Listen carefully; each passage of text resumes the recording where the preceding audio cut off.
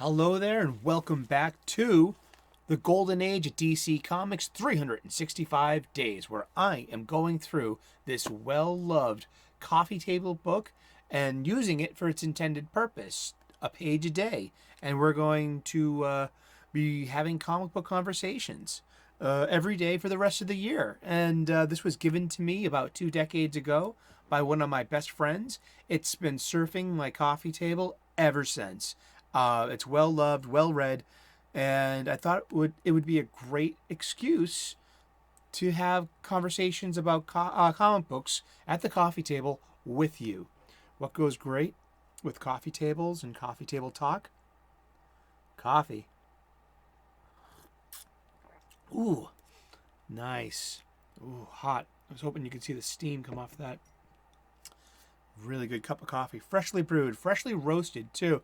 So yeah, this was written in published in 2004 by Abrams Press.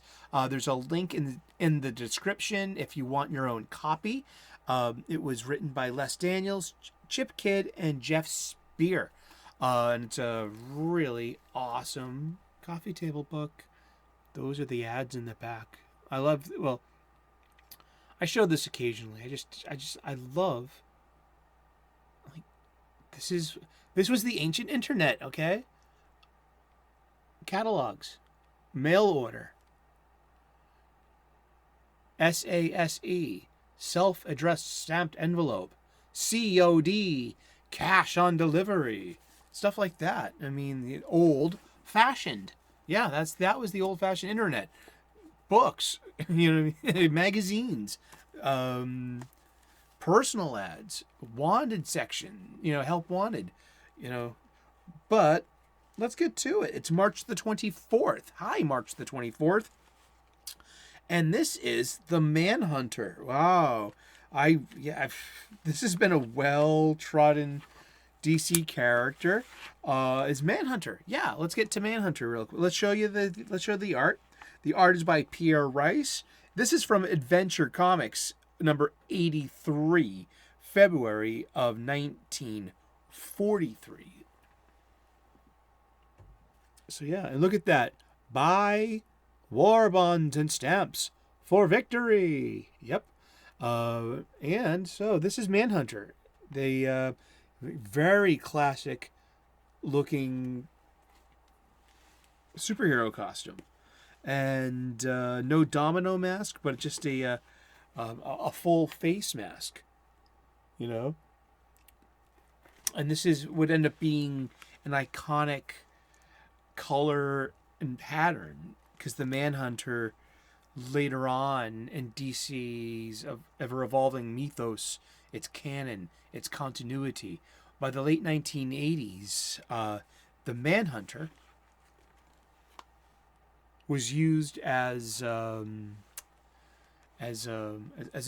springboard for a new story arc, and that's been the main. When you think Manhunter, you probably, as a DC fan, you probably think modern Green Lantern before you think of Paul Kirk. So let's get into the blurb here and talk about Paul Kirk, the Manhunter of the golden age of DC Comics.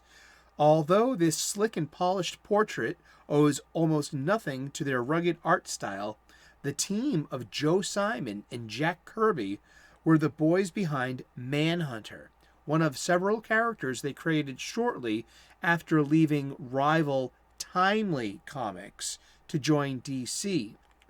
Timely Comics will become Marvel Comics. Most of the new features had World War II themes and had to be continued by other hands when the creators took up arms themselves. They got drafted. Joe Kirby has literally killed the Nazis. He didn't like Nazis. This is, yeah.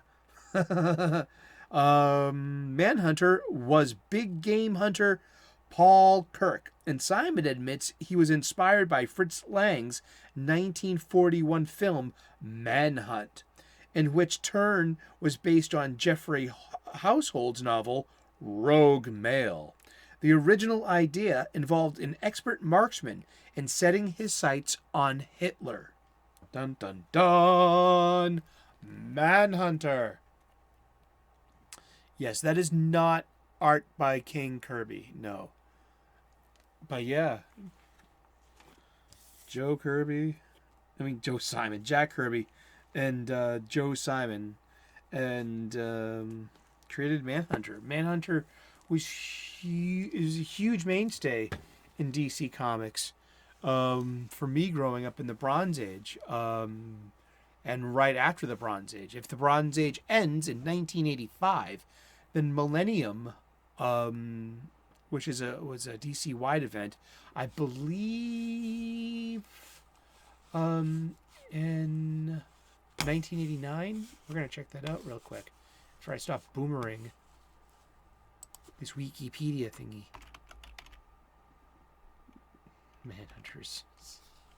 Manhunters, plural, are a fictional race of extraterrestrial robots. The broader history was introduced in JLA 140 in 1977, but they started as the Guardians of the Universe to create an interstellar police force, and yeah, that they predated the Green Lanterns, but they were intrinsically flawed because they lacked compassion, and they can I like the conceit that they can steal a Green Lantern's battery power and ring power by becoming because they use the same power source, the Green Lantern of Oa, and the green energy of willpower. But that fuels the. I love it when you can see the chest and the inside of a Manhunter robot, and their eyes are green, and the chest is like the heart you would obviously be reminiscent of a Green Lantern power battery. But yeah, Manhunter. It was better as an inspiration to, but also there was another. Following another crisis in 2004 or 5, that was Infinite Crisis. There was a new Manhunter. Yeah, there was. Yeah, Kate Spencer. Sorry, she was the 8th DC Comics book character to be given the name Manhunter, but the first woman. She appeared in Manhunter Volume 3, Number 1, October 2004, and yeah, that was way before the whole modern idea of replacing heroes with new versions. And at about the same time as well, the Question became Rene Montoya. And I never had a problem with that. I actually thought Rene Montoya as the Question was a fabulous choice, as a good way to put for a legacy. If Vic Sage was, dying of lung cancer, he had this pathetic death that was kind of equal to someone like Liet Kynes in Dune, or Captain Marvel, the Kree warrior of Marvel Comics, and especially in his death of the OGN number 1. Oh man, these pathetic characters have gravitas, they have gravity, they move you, they do their job, they have moved you emotionally and made you root for them and made you mourn for them when they unfairly passed. And so Vic Sage passed his mantle of the Question onto Gotham City detective Rene Montoya, who became the second Question. I thought that was a really, and it wasn't appropriation, and it wasn't anything what we would consider modern. It was just, I thought it was a solid story beat, and I like Rene Montoya Question a lot. And what do you think? I mean, the Manhunters, the Question? I mean, we're so far removed from the original, from this day, well, not really this day in 1943. This was published in February of 1943. But yeah, this is stuck for 80 years. Almost 80 years, yeah. And it has different forms, and it has different, names and different people, but it's kept the same color, the same character and intellectual property, but the story continues, and it continues today. We still talk about comic books, and I'm glad to be having this comic book conversation with you over this coffee table book that I've had surfing on my coffee table for 2 decades. And we're going to be talking about comic books every day for the rest of the year. So tune in tomorrow, 3 p.m. U.S. Eastern, to find out what we have in store for us tomorrow. God bless, namaste, good luck. Like and subscribe, please. I'd like to earn your subscription. We also get spiritual here. I'm an amateur theologian, an ordained minister. I'm also a professional chef. I get cooking hacks. Check out my playlist, What's Cooking.